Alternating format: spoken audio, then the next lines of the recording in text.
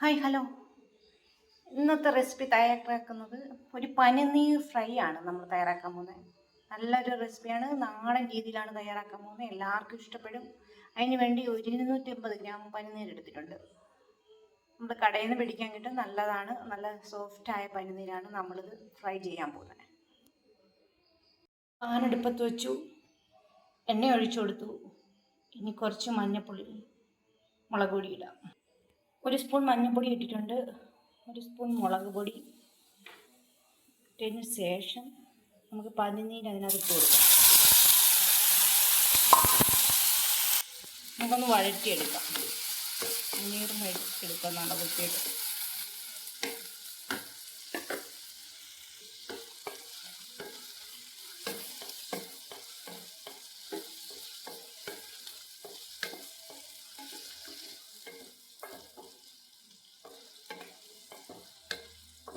ചെറുതായിട്ടൊന്ന് മീഡിയം പരുവത്തിൽ വെച്ചിട്ട് ഇളക്കി കൊടുക്കണം.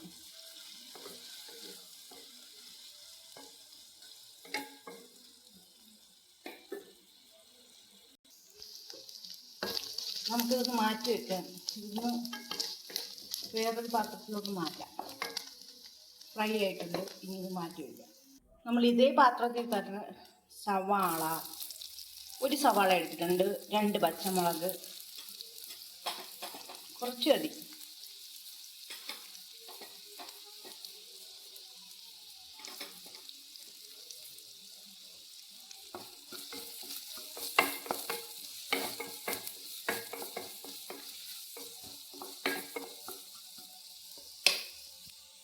കുറച്ച് ഇഞ്ചി പേസ്റ്റ്, ഇഞ്ചി വെളുത്തുള്ളി പേസ്റ്റ്.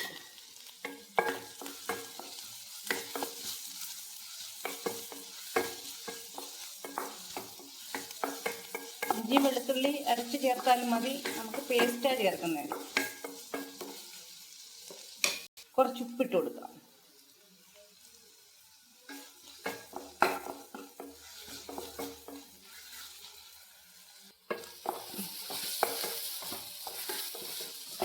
ഉള്ളിയെല്ലാം വഴന്ന് വരുന്നുണ്ട്. ഇനി ഇതിനകത്തോട്ട് മുളക് പൊടിയും മഞ്ഞൾപ്പൊടിയൊക്കെ നമുക്ക് ചേർക്കാം.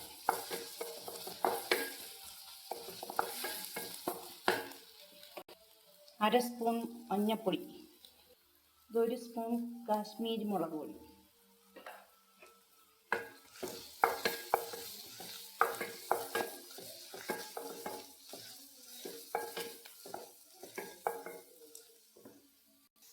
ഇനി ഇതിനകത്ത് ചേർക്കാൻ പോകുന്ന ഗരം മസാല. നടക്കാം.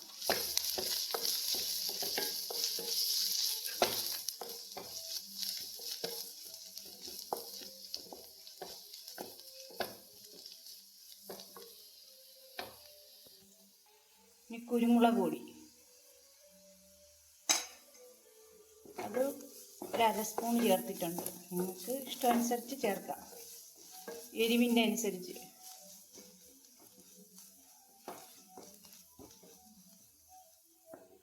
കുറച്ച് സാദാ മുളക് പൊടി, ഇച്ചിരി എരിവിന്. കുറച്ച് തക്കാളി പേസ്റ്റ്,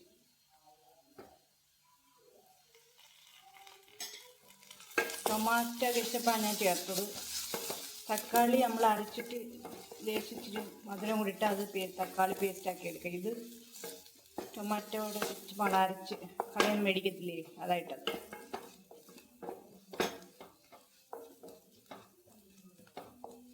ഇനി കുറച്ച് വെള്ളം ഒഴിച്ച് കൊടുക്കാം. കുറച്ച് വെള്ളം ഒഴിച്ചു.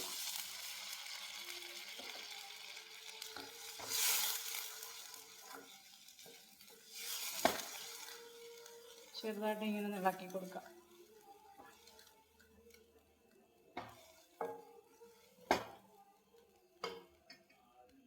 ഇച്ചിരി ഉപ്പും കൂടി ഇട്ട് കൊടുക്കാം.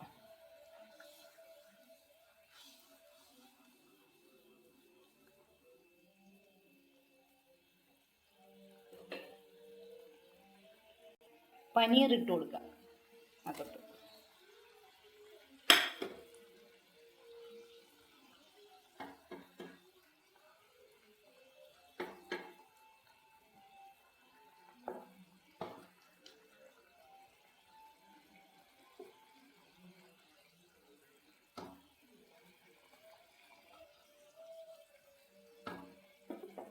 ലാസ്റ്റ് നമുക്ക് കറി മസാല ഇട്ട് കൊടുക്കാം, കറിവേപ്പില.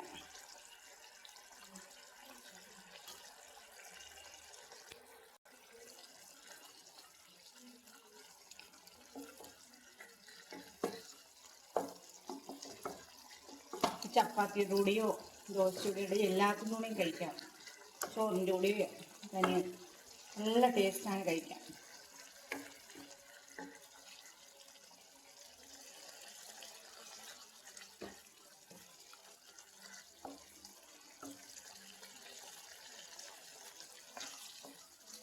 ഇങ്ങനെ ഫ്രൈ ചെയ്തൊന്ന് തയ്യാറാക്കി നോക്കണം. കുട്ടികൾക്ക് ഭയങ്കര ഇഷ്ടപ്പെടും.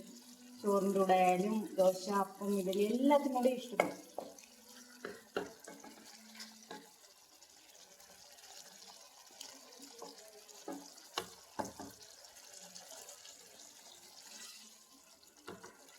ഇച്ചിരിയും കൂടെ ഒന്ന് പറ്റി എണ്ണയൊക്കെ ഒന്ന് തെളിയണം.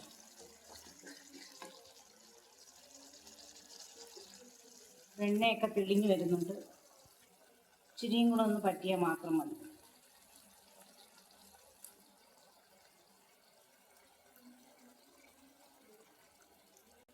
നമ്മുടെ പനീർ ഫ്രൈ റെഡി ആയിട്ടുണ്ട്.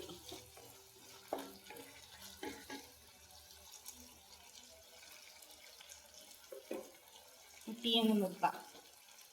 നമുക്കൊരു പാത്രത്തിലോട്ട് സെർവ് ചെയ്യും. അങ്ങനെ നമ്മുടെ പനീർ റെഡി ആയിട്ടുണ്ട്. ഫ്രൈ ആണ് ചെയ്തത്. എല്ലാവർക്കും വീഡിയോ ഇഷ്ടപ്പെടുമെങ്കിൽ ലൈക്ക് ചെയ്യുക, ഷെയർ ചെയ്യുക, സപ്പോർട്ട് ചെയ്യുക. ഇതെല്ലാവർക്കും ഇഷ്ടപ്പെടും. നല്ല ടേസ്റ്റാണ് കഴിക്കാൻ. കുട്ടികൾക്ക് ഭയങ്കര ഇഷ്ടപ്പെടും. നല്ല ടേസ്റ്റാണ്. ഇങ്ങനെ ഒന്ന് ഫ്രൈ ചെയ്ത് നോക്കുക എല്ലാവരും. നാടൻ രീതിയിൽ നമ്മൾ ഫ്രൈ ചെയ്തെടുത്തേക്കുന്നത്. എല്ലാവർക്കും ഇഷ്ടമാവും. ഇങ്ങനെ ഫ്രൈ ചെയ്തെടുത്താൽ കുട്ടികൾക്കൊക്കെ ചോറായാലും ചപ്പാത്തി ആയാലും ദോശയായാലും അപ്പോൾ എല്ലാം കഴിക്കും. അവർക്ക് ഇങ്ങനെ ഒന്ന് ഫ്രൈ ചെയ്ത് നിങ്ങൾ കൊടുത്തു നോക്കുക. എല്ലാം നല്ലോണം കഴിക്കാൻ പറ്റിയ ഒരു വിഭവമാണ്. എല്ലാവർക്കും ഇഷ്ടപ്പെടും.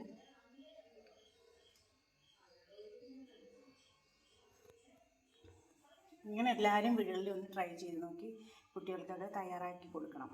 നല്ലൊരു ടേസ്റ്റാണ്, നല്ലൊരു ഹെൽത്തി, നല്ലൊരു ഫുഡാണ് ഇത്. നല്ല കഴിക്കാനൊക്കെ നല്ല ആരോഗ്യമുള്ളതാണ്. ഇങ്ങനെ ഒന്ന് തയ്യാറാക്കി എല്ലാവരും കൊടുക്കാൻ നോക്കുക.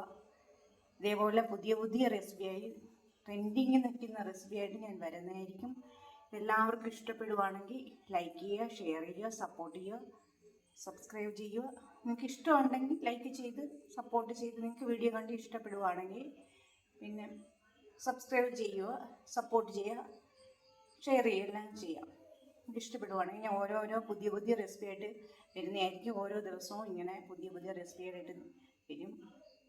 എല്ലാവരും ഒന്ന് സപ്പോർട്ട് ചെയ്തും സബ്സ്ക്രൈബ് ചെയ്തും ചെയ്യണം. പിന്നെ എന്തെങ്കിലും അഭിപ്രായങ്ങളുണ്ടെങ്കിൽ കമൻ്റായിട്ട് അറിയിക്കണം. ഇതെല്ലാവർക്കും ഇഷ്ടപ്പെടുന്നതാണ്.